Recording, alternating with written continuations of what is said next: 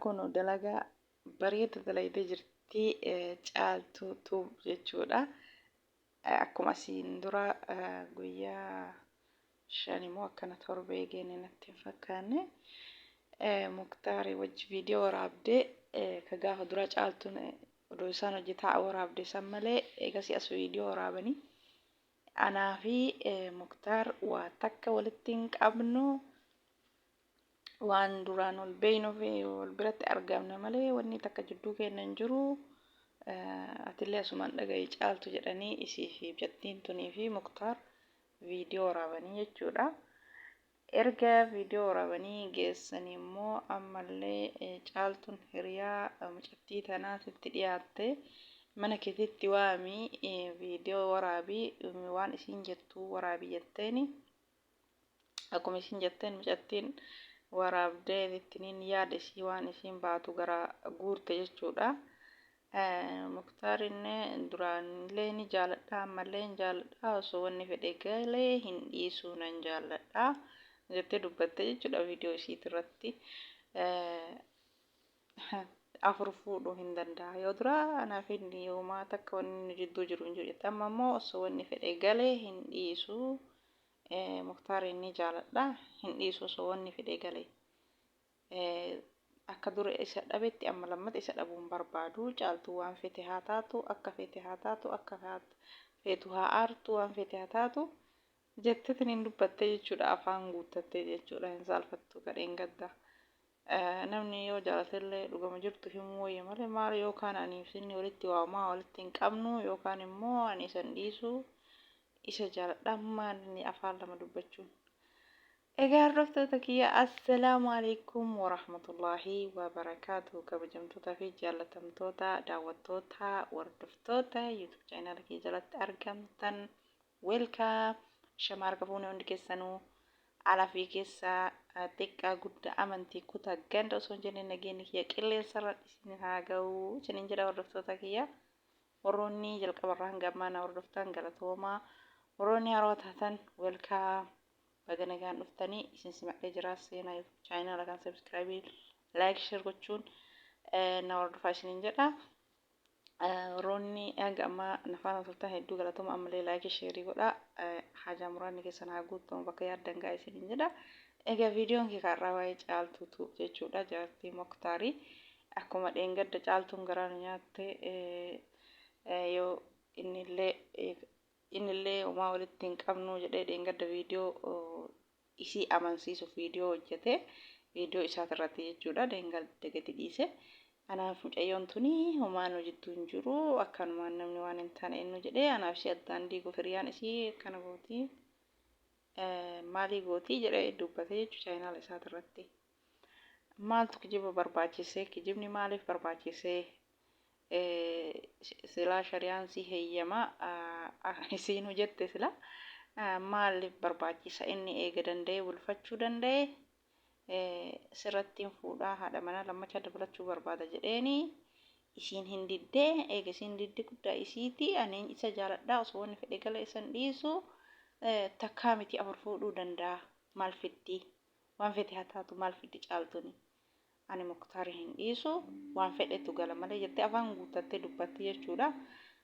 Namni waan tokko yoo jaalatellee akkuma reefi jedhee waan san innis isilleen bakka jaaladhee fuudhuu heda. Nuti lamaan wal jaalanne ka kijiba hin qabne ka asiif achi baasii hin qabne caaltullee aarsuu maaliif barbaachisee yaada keessa galchuu maaliif barbaachisee bultii waliillee gaaga'uu maaliif barbaachisee Muktaarillee wanni isa kijibsiisuuf hin jiru eega jaalate jechuudha.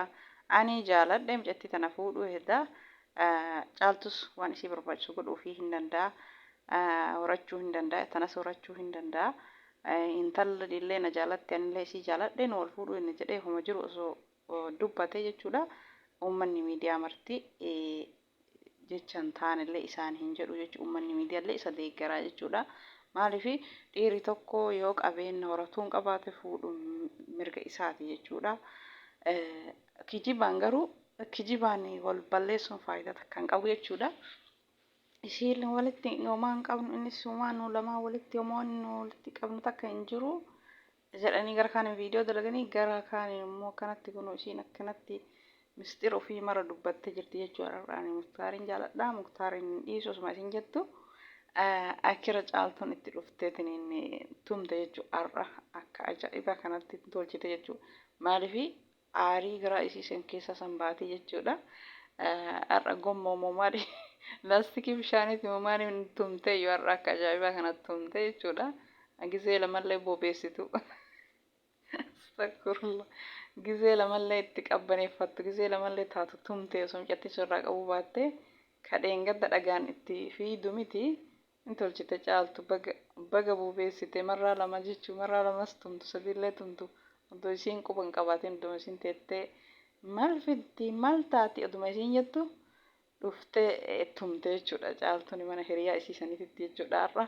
Xiqqoollee taatutti aarii qabbaneeffatte garuu caaltuun akkasitti jettee mataa qabattee booddu sanii booyuun barbaachisu jechuudha. Maaliif sammuu ofiitiif cinqii fiduu waan takkalee hin barbaachisu jechuudha. Dhiirri shariyaan afur isaa heeyyame jechuudha. Dhiirri shariyaan afur isaa heeyyame fuudhuu waan danda'uuf kana ofirratti dubartiin kamuu of kana ofirratti beeynee taa'uu qabna jechuudha. Dhiirri keenarraan fuudhuu na jaalataani. Sammuu keessaa of baasa jechuudha. Dhiirri kamuu waa dabalattuu tana qalbii nama feetii jechuudha. Tokkoffaa shari'a isaanii ajaje. Badiin isaanii maali? Yoo lachuu wal qixxeessanii hin bulfatin jechuudha. Lachuu jaalala wal qixaa. Caaltuun aartee of aarsuu hin qabdu jechuudha. Muktaar yoo nan danda'a horachuu danda'a jedhu haa fuudhu. Kanaafuu cinquun barbaachisu caaltuun bakka sanatti baay'ee cinqamti jechuudha. Bakka dhumarratti isii dhooftee geessite sanitti baay'ee mataa qabattee iyyite jechuudha. Namni yeroo akkanaa kana rakkoo sammuu keessa of galcha jechuudha. Dhiirri tokko ganamuma yoo shariyaan afur waan isa hayyamteef fuudha isaa eeyyamamee jechuudha. Maaliifi dubartiin tokko yoo dhiira tokko jaalatte isatti hinaaffaa guddistii yeroo inni fuudhu akka malee cinqamti akka malee gadditi maaliifi ofii isii qofa jaalattee hojii jiraachuu waan barbaaduuf jechuudha. Dhiirri immoo akkasitti namarraa hin faamu jechuudha.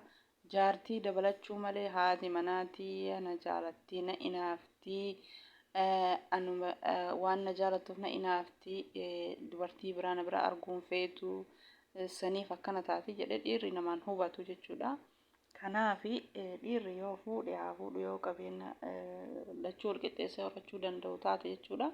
Yoo hin dandeenye immoo gargarumatu bahutu filatamaadha jechuudha. Yoo osoo masruu kan jaartii awwalaatiif godhuu hin danda'iin talammata qalbiin isa feete gargar bahutu filatamaadha jechuudha. Caaltuu rabbiin si haa laaffisu jechi isiin haasofte garuu baay'ee tokko nama aarsa. Maaliifi ati ofiin cinqinii ofiin yaaddessinii dubartiin kamuu abbaan manaa keessa yoo isinirra fuudhe ofiin cinqinaa jechuudha. Qabeenya yoo qabaate tole iyyuu isin lachuu wal qixxeessaa yoo isin lachuu wal qixxeessuu hin dandeenye immoo gargar bahutu filatamaadha jechuudha.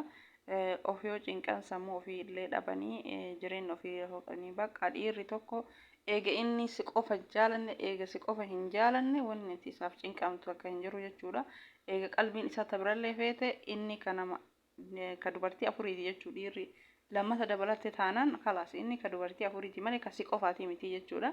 Dubartiin dhiira yeroo itti inaaffaa guddistu kiyya qofa abbaan manaa kun kiyya qofa jechuudha. Akkasitti ilaalchisa. Dhiirri waan akkasii waan namaan hubanneefi itti dhiisuudha filatamaadha. Maaliif sammuu ofii firii ta'anii ijoollee ofiitti firii ta'anii guddifachuutu caala. Yoo hin danda'amne immoo gargar bahutu caala jechuudha. Wanni wal cinqanii wal dararaniif hin jiru jechuudha. Kanaafuu abshir caaltuu rabbiin si bira haa jiraatu rabbiin si haa laaffisu. Jechi isiin baay'eetti sun baay'ee nama aarsaa jechuudha.